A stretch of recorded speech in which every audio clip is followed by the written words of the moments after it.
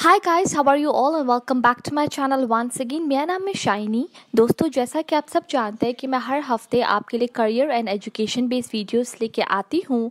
आज के सेगमेंट में दोस्तों मैं आपके लिए रिक्रूटमेंट बेस्ड वीडियो लेके आई हूँ और आज मैं आपसे बात करने वाली हूँ air India air transport services limited में एयरपोर्ट ग्राउंड स्टाफ के वॉक इन इंटरव्यूज़ के बारे में। तो अगर आप भी एक कस्टमर सर्विस एजेंट एस्पिरेंट है और एक करियर एस्पिरेंट है तो इस वीडियो को स्टार्टिंग से लेके अंत तक ज़रूर देखिएगा।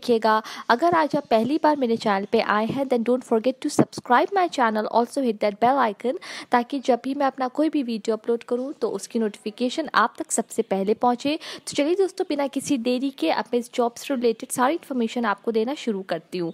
सबसे पहले तो दोस्तों आपको ये समझना होगा कि एक फिक्स टर्म कॉन्ट्रैक्ट बेसिस है, मतलब एक फिक्स टर्म जॉब कॉन्ट्रैक्ट है ये for a period of 3 years। मतलब कि स्टार्टिंग में आपको 3 साल के लिए air India air transport services limited के साथ वर्क करना पड़ेगा और उसके बाद on the basis of your job performance आपके कॉन्ट्रैक्ट को यहाँ पे रेन्यू किया जाएगा। ठीक, अब दोस्तों मैं आपको बताती हूँ कि इस जॉब में जितनी भी इंफॉर्मेशन है related to the eligibility criteria, किस तरीके से इसमें इनका इंटरव्यू प्रोसेस होगा और क्या क्या डॉक्यूमेंट्स आपको अपने कैरी करने हैं, सब कुछ दोस्तों आज के वीडियो में मैं आपको बताने वाली हूँ। ठीक, तो दोस्तों कस्टमर सर्विस एजेंट की ये जॉब पोजीशन है। अगर हम आपके एयरपोर्ट बेस की बात करें तो आपका एयरपोर्ट बेस यहाँ पे मुंबई होगा।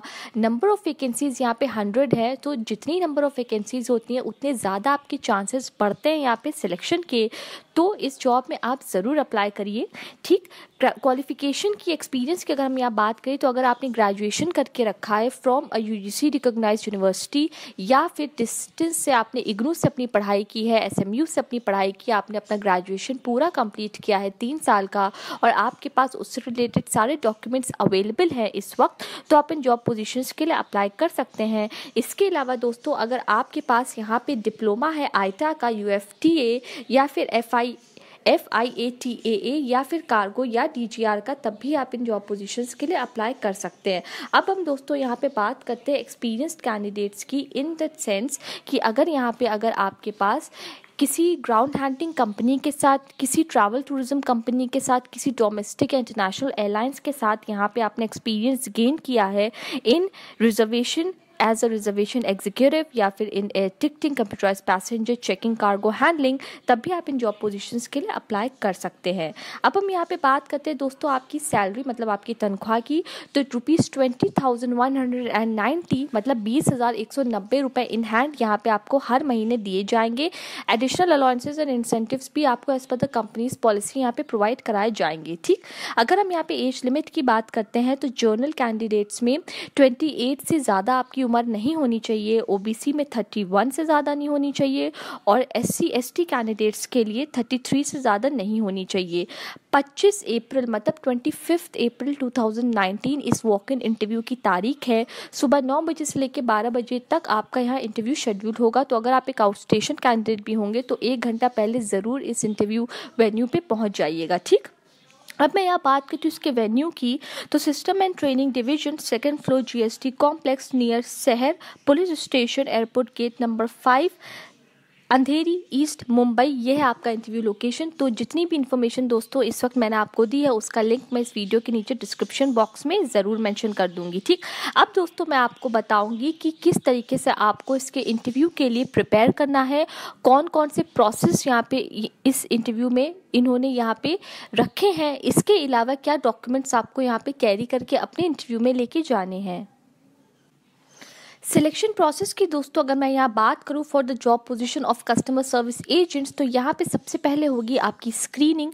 उसके बाद depending on the number of candidates, experienced and freshers जितने भी आए होंगे उनके बेसिस पे यहाँ पे आपका ग्रुप डिस्कशन शेड्यूल होगा, जिसमें आपको डिफरेंट टॉपिक्स के ऊपर बोला जाएगा कि आप इन पे for a period of 1 minute या 2 मिनट आप बोलिए। तो इस टाइप से आपका GD यहाँ पे कंडक्ट करवाया जाएगा। सिलेक्शन प्रोसेस उसी दिन होगा जिस दिन आपका वॉक इन इंटरव्यू होगा और आउट स्टेशन कैंडिडेट्स को ये एडवाइस किया गया है कि वो अपने खुद के अरेंजमेंट्स यहाँ पे करके आएँ for both lodging and boarding. अब दोस्तों यहाँ पे हम बात करने वाले हैं कि किस तरीके से आपको कस्टमर सर्विस एजेंट की 100 number of vacancies for air India air transport services limited के लिए अप्लाई करना है। सबसे पहली बात का जिस दोस्तों आपको ख्याल रखना है वो ये है कि एक डिमांड ड्राफ्ट आपका यहाँ पे जमा होगा।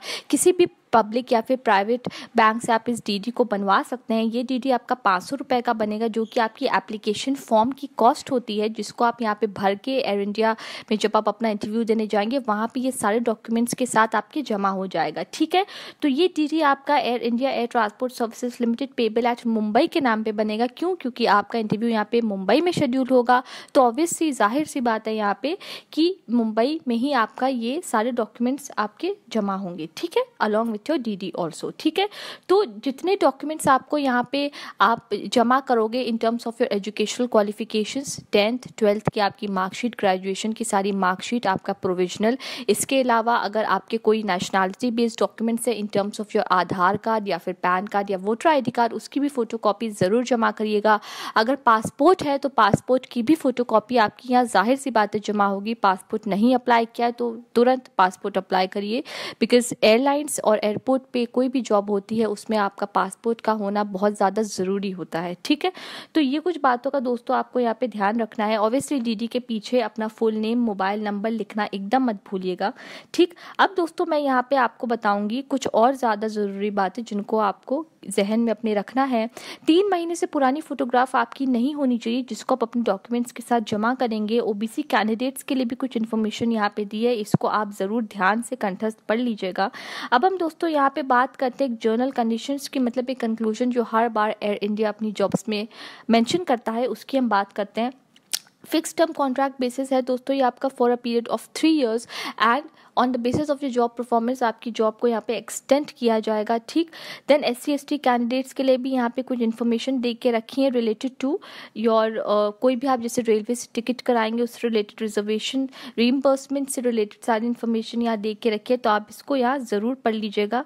ठीक है, अब हम दोस्तों यहाँ पे बात करते हैं सबसे कुछ इंपॉर्टेंट लास्ट के पॉइंट्स की, जैसे कि आपका 5th 7th and then 8th point. 5th point पे ये मेंशन्ड है कि कोई भी एप्लीकेशन आप यहाँ एयर इंडिया में किसी भी जॉब के लिए भेजते हो तो उससे अनसाइंड इनकम्प्लीट मत भेजिएगा। उसी वक्त इवन इफ अगर आपने डॉक्यूमेंट्स के साथ भेजा है और कुछ मेंशन नहीं किया, आपने कोई ज़रूरी बात मेंशन नहीं की, तो उस वक्त आपका एप्लीकेशन यहाँ पे तुरंत रिजेक्ट कर दिया जाएगा।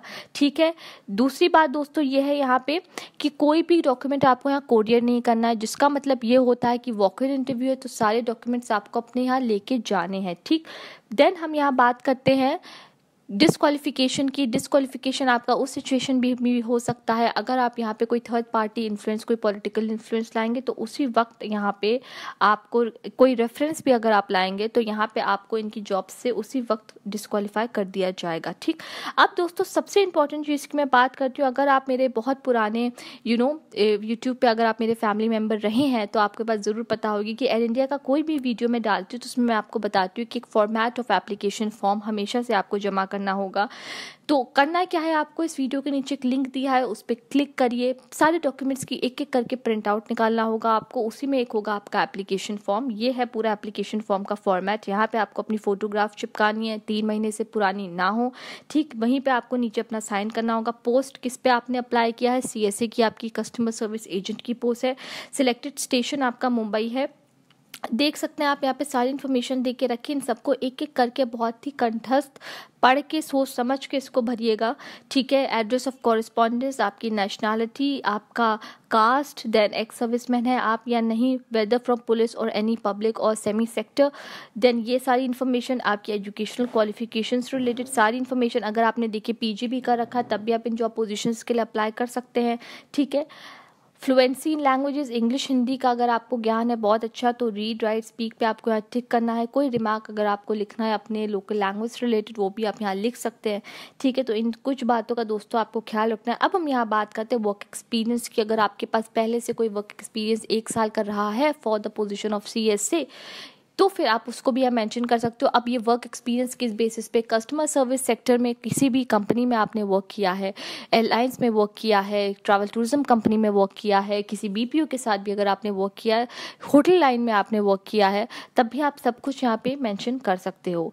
ठीक है, ड्राइविंग लाइसेंस रिलेटेड कुछ इन्फॉर्मेशन यहाँ पूछी है, CSA के लिए नहीं पूछी है, तो आप इसको यहाँ पे इस पूरे बॉक्स को खाली छोड़ दीजिएगा।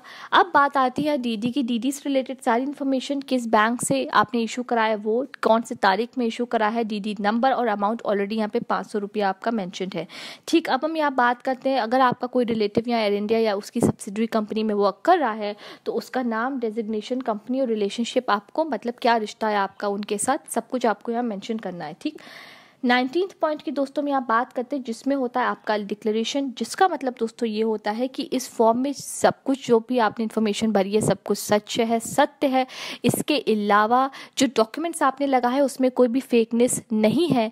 ठीक है, और इंटरव्यू के दौरान आपसे जब आपका पीआई होगा, स्क्रीनिंग होगी आपकी, तो उसमें भी जो कुछ भी आप बातें बताएंगे वो सब सच हो और मिलती जुलती सारी बातें हों जो आपने एप्लीकेशन फॉर्म में भरी, क्योंकि आपके एप्लीकेशन फॉर्म, आपके डॉक्यूमेंट्स के बेसिस पे भी आपसे सवाल आपके पर्सनल इंटरव्यू में यहाँ पूछे जाएंगे। ठीक है, देन यहाँ पे आपको अपना प्लेस, डेट मेंशन करना है और अपना सिग्नेचर करना है। तो ये डॉक्यूमेंट मतलब आपका application form along with the DD, all your educational qualification documents, your work experience documents, passport, Aadhaar, pan card या वोटर आईडी की फोटोकॉपी, सारे डॉक्यूमेंट्स लेके आपको इसके वॉक इन इंटरव्यू के लिए जो तारीख मैंने आपको बताई है उस पर पहुँचना है। ठीक है, तो ये था दोस्तों मेरा आज का वीडियो जिसमें मैंने आपको ये इन्फॉर्मेशन दी है कि CSA की जो 100 नंबर ऑफ वैकेंसीज यहाँ air India air transport services limited ने मुंबई लोकेशन के लिए निकाली है, उसमें आपको किस तरीके से अपने वॉक इन इंटरव्यू के लिए जाना है। अगर दोस्तों आपके पास इस वीडियो से रिलेटेड कोई भी क्वेश्चन, कमेंट्स या क्वेरीज है, बेझिझक आप मेरे वीडियो के नीचे लिखिए। मैं अपनी तरफ से दोस्तों ये पूरी कोशिश करूंगी कि with in the next 24 hours आपके सारे सवालों के जवाब दे पाऊँ। तो चलिए दोस्तों, मैं यहाँ पे इस वीडियो को जल्दी से रैप अप करती हूँ। अब दोस्तों हम मिलेंगे थर्सडे को एक नई वीडियो के साथ। Don't forget to follow me on Instagram and also don't forget to like my Facebook page. Till the time, bye and take care.